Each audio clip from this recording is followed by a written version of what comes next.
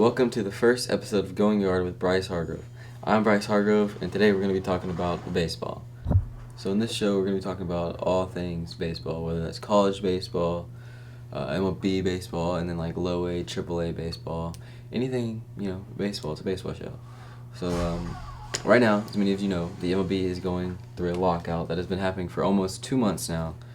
And a lockout basically just means, the definition of a lockout is just that means stoppage of work used by owners due to an ongoing issue in the company, and the MLB has a big issue.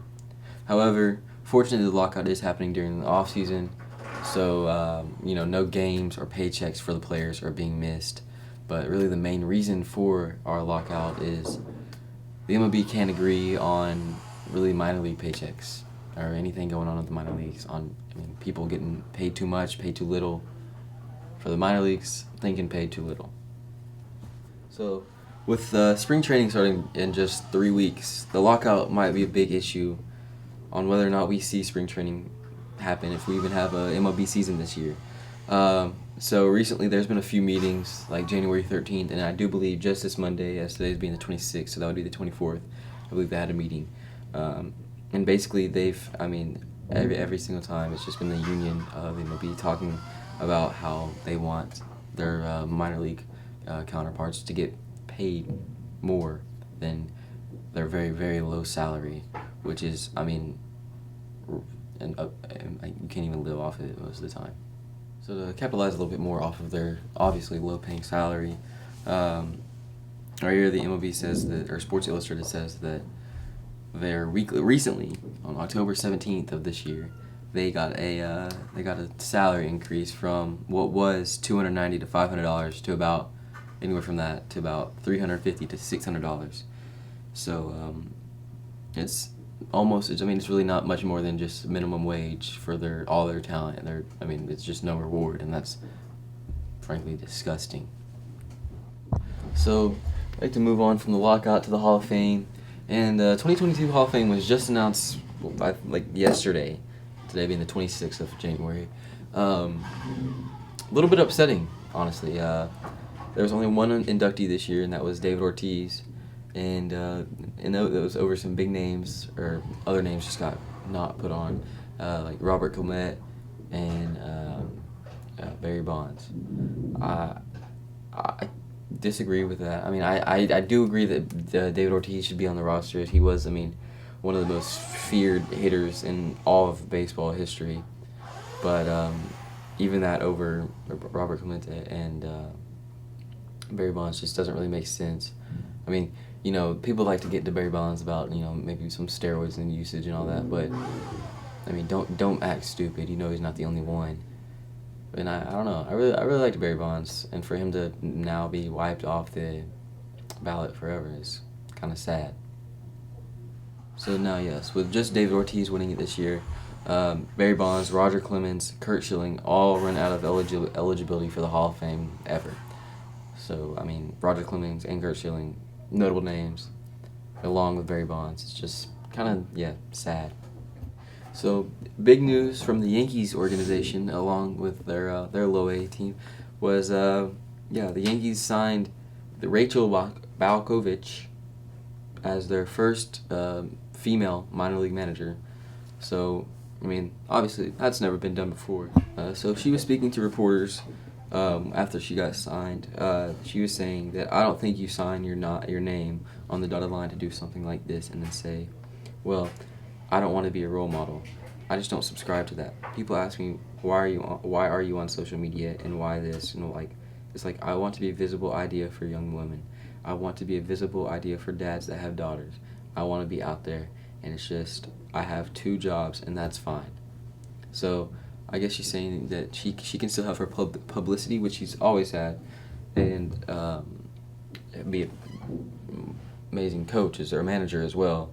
So I think it's very inspirational to the younger generation of girls that like baseball, that they can still be something in the game too.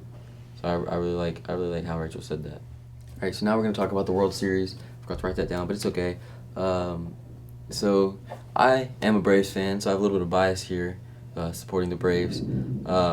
So obviously the Braves won the World Series this year. They won in 6 games. First game being at home, it was 6-2. Then they went and stayed at home, which was they lost 7-2. Then they went away and won 2-0. Then they won again 3-2. Then lost 9-5. And then Game 6, they won 7-0. And yeah, that was a pretty big moment in my life that I'm probably gonna remember forever, unless that happens again this year, which kind of moves me on to my next part, which is predictions for the World Series. I see again the Braves winning it this year, especially if Ronald Acuna stays healthy, and once the lockout's over, we're able to re-sign Freddie Freeman, which would be amazing. And I think this Braves team is only still getting stronger. We lost Marcell Ozuna this year, which was a big bat, but we capitalized off of it. Made some big trades for Eddie Rosario and Jorge Soler. Hopefully, we're not sure what's going to happen with them, but hopefully they can stay back. And I think we have a great chance at another great push for the 2022 World Series. And along with if Ronald Acuna Jr. stays healthy, I see that's another back-to-back MVP right there for the Braves team.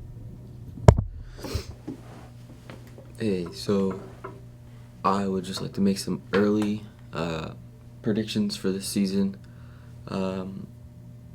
So first off, let's just go out with a bang and start it off hot with my NL and AL MVP predictions. So for my NL MVP prediction, like I said, I might kind of be a biased Braves fan here, but I have to give it to Ronald Acuna Jr. And then, my backup would probably be Freddie Freeman if he is able to re-sign back to the Braves out of free agency this year.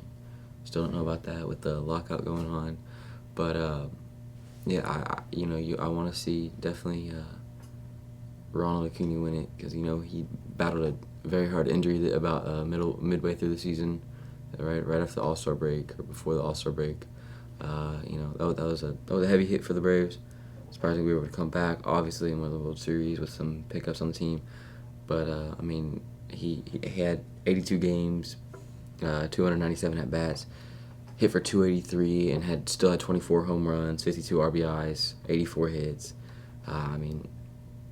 He's a ball player for sure. He won Rookie of the Year, NL Rookie of the Year in 2018. He's got some hardware under his belt, but I think we could add to the shelf. Now for the AL MVP, I want to see Mike Trout win it, Mookie Betts, or not Mookie Betts, he plays for the Dodgers. Just people like that, Juan Soto, stuff like that. That's what you want to see. I like those players. Really like Mike Trout. He's been in the league for a long time. I want to see him win a World Series, but the Angels aren't really all that. But he's definitely got some hardware on his shelf already. He's got Most Valuable Player a couple times, 3 times, and then he's got the Silver Slugger Award 8 times now. But he's just a great ball player, so you want to see him win. And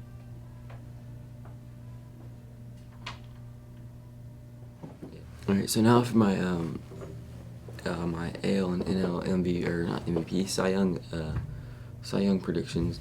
So I was thinking for the American League, I'd like to see Shohei Ohtani win it, but don't think that's really gonna happen. So maybe Blake Snell or Shane Bieber. I for the NL though, I really like to see Jacob deGrom win again, Corbin Burns win back-to-back years. I think that'd be crazy. Think about Trevor Bauer. If he's able to come back, he did some things. Some not good things in his past to get him to get a little break from the league. But if he can come back, he's a great pitcher. Just, he messed up off the field. But if he can come back, I think he's got a good spot at any kind of hardware. But, I like Trevor Bauer, aside from what he did off the field. Hey, now for our sponsor. I chose Epic Salon and Spa for my sponsor. I talked to Stephanie Davis over there at Epic Salon and Spa. I chose Epic Salon and Spa because I get my haircut there, get my eyebrows done, get everything looking right. It's located on 411 Hazelwood Drive in Smyrna, Tennessee. And yeah, I choose Epic Salon Spa over any other haircutting place. Thank you. Alright, so that's going to be all for this week's episode of Going Yard with Bryce Hargrove. I'm Bryce Hargrove. I'd like to see everybody back for next week's episode. And yeah, thank you guys so much for tuning in, and can't wait to see where this show goes.